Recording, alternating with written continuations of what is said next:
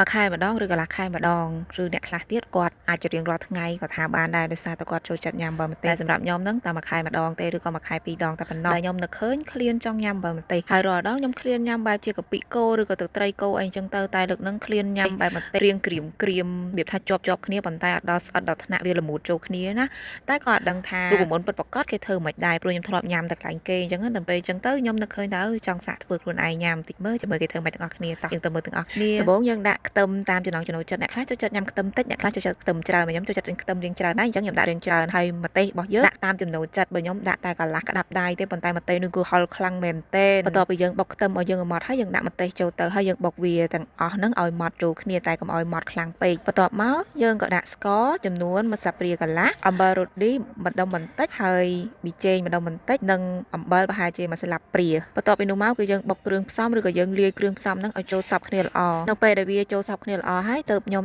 ដាក់ជាមួយនឹងហៃប៊ីរបស់យើងគឺយើងហៅថាបកាក្រៀមហ្នឹងខ្ញុំយកទៅត្រាំទឹកលាងឲ្យស្អាតហើយវាអត់សូវជាប្រៃអីណាស់ទេហើយបកាក្រៀមនេះឯងជាមូលហេតុដែលឲ្យខ្ញុំត្រូវធ្វើញ៉ាំខ្លួនឯងព្រោះតែខ្ញុំទិញគេវាអត់សាកចៃខ្ញុំចូលចិត្តញ៉ាំបកាក្រៀមប៉ុន្តែដល់ពេលយើងទិញគេវាបានមកតិចពេកអញ្ចឹងយើងធ្វើញ៉ាំខ្លួនឯងបន្ទាប់ពីយើងបានបុកវាលាយផ្សំគ្នាអស់ហើយខ្ញុំភ្លក់មើលទៅវារៀងសាបបន្តិចអញ្ចឹងខ្ញុំបន្ថែមអំបិលរបស់យើងហ្នឹងចូលទៅចំនួន1ស្លាបព្រាបន្ថែមពីលើទៀតហើយវាក៏អត់សូវប្រៃណាស់ណាអីដែរខ្ញុំភ្លក់ហើយទៅដោយសារតែខ្ញុំអត់ហូបប្រៃទេបន្ទាប់ពីនឹងមកយើងយកទៅដាក់លើខ្ទះបើកភ្លើងហើយយើងយកលីងវាតែមិនលីងដល់ថ្នាក់ឲ្យវារលាយស្កររលាយអំបិលអីចូលគ្នា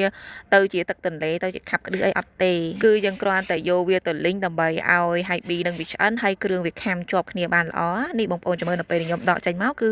វានៅខាំជាប់គ្នាអញ្ចឹងបើសិនជាអំបិលម្ទេសដែលយើងធម្មតាយើងបុកទៅវាអាចថារលាយស្ករនៅពេលក្រោយក៏ប៉ុន្តែនៅពេលដែលយើងយកទៅលីងបែបហ្នឹងទៅគឺវាខាំជាប់គ្នាល្អមែនតើហើយនេះបើសិនជាយើងទុកឲ្យវាត្រជាក់ហើយចាំយកមកញ៉ាំគឺវាខាំជាប់គ្នាខ្លាំងជាងនេះទេក៏ប៉ុន្តែខ្ញុំចាំដល់ទៅវាតិចអត់បាននេះគឺអញ្ចឹងខ្ញុំញ៉ាំទឹកក្តៅអ៊ុនប្រៀបដូចមកហូបតែតើមើលទៅដូចឆាមើលម្ទេសដាក់បកាក្រៀមអញ្ចឹងណាក៏ប៉ុន្តែថ្ងៃហ្នឹងបានស្វាយខៀវស្វើយមករៀងផ្អែមវាត្រូវនឹងខែហ្នឹងផងដែរខ្ញុំចង់ញ៉ាំតែហឹលតែខ្ញុំអត់ចង់ញ៉ាំផ្អែមនិយាយពីថាបងប្អូនហើយម៉ោង9ជាងយប់ខ្ញុំអង្គុយញ៉ាំតែឯងខ្ញុំញ៉ាំអើយមានអារម្មណ៍ថាឆ្ងាញ់បដិលហឹលហើយហឹលរបៀបថាមិនមែនហឹលកាហាយខាងក្រៅណាហឹលជាប់នឹងដាតនឹងហ្មងពេលដែលញ៉ាំហើយមែនទែនទៅឈោនឹងបន្ទប់ទឹកហាមាត់អារម្មណ៍តែបាត់ជាតិហឹលហ្នឹងមិនធម្មតាដល់ថ្នាក់យកបៀមតកកហើយវាអត់បាត់ទេប៉ុន្តែវាថាវាហឹលឆ្ងាញ់បងប្អូនវាហឹលសាកចៃដែលយើងចង់ញ៉ាំគឺថាខ្ញុំញ៉ាំតែម្ដងហ្នឹងឆ្អែតហ្មងលែងឃ្លានទៀតវាមិនមែនថាថ្នាក់មិនដូចថាយើងញ៉ាំច្រើនខ្លាំងពេកហើយយើងញ៉ាំនឹងរបស់ដែលយើងចង់ញ៉ាំនិយាយពីថា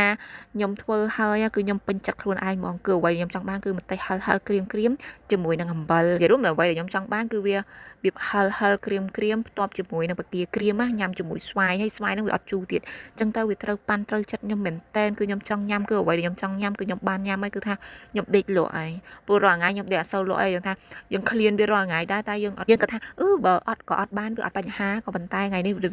ឃ្លាននៅមិនបានណាម៉ោង8ម៉ោង9ហើយអង្គុយបុកមើលម្ទេសឆាហូបហ្មងណាហេវពេកអញ្ចឹងបានថាបើសិនយើងចេះធ្វើម្ហូបខ្លួនឯងនៅពេលយើងចង់ញ៉ាំអីយើងទិញគេអត់បានគឺយើងធ្វើញ៉ាំខ្លួនឯងហ្មងចង់ញ៉ាំស្មើណាក៏បានចំណុចពិសេសរបស់មនុស្សដែលចេះធ្វើម្ហូបនិងមនុស្សកែច្នៃ